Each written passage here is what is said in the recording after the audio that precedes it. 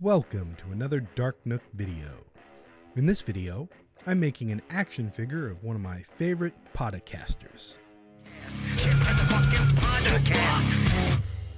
Fuck yeah, welcome to the Chip Chipperson podcast. That's right, Chip Chipperson. The comedic genius trapped in the body of Jim Norton.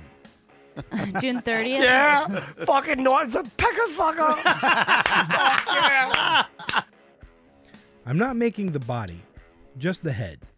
The cost to make the body of an action figure with all the joints and articulation would be way too expensive.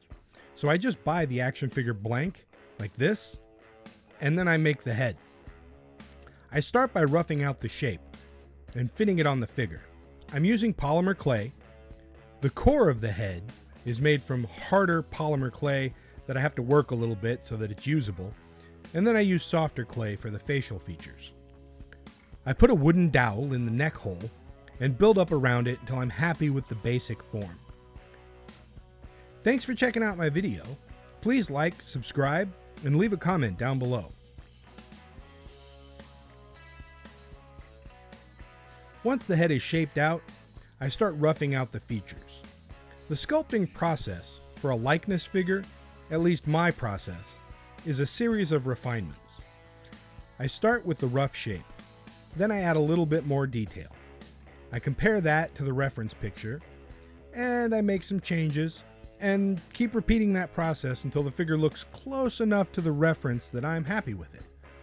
It'll take several drafts and revisions before the sculpt looks the way I want. So, please enjoy watching the process.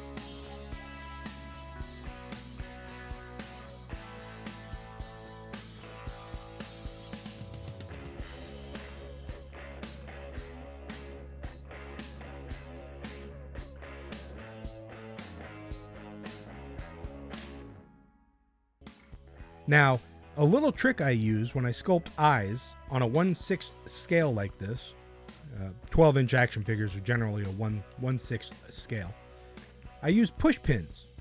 Pins with the round plastic head work great for eyes, and it makes it much easier to sculpt the eyelids.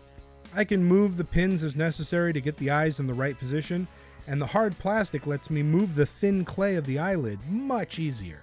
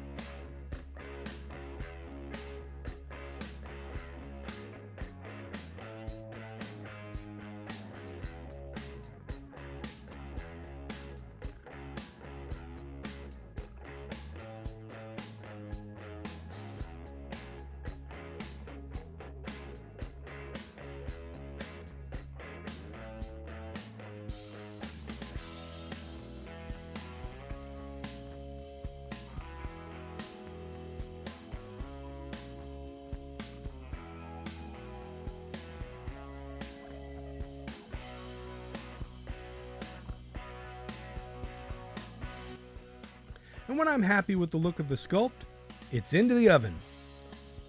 Once it's baked and cooled, I start to paint. I base it out in red so that the flesh tones will have a warmer look. I have to match the paint on the face to the paint color on the body, which is fairly warm. Once that's done, I airbrush on the flesh tones. A little pinker around the mouth and the eyes, and a little darker around the hair stubble on the back of the head. When all that painting is finished, I do the detail work on the eyes and the lips. Once that's done, I seal the eyes and the lips with gloss sealer to keep them looking wet.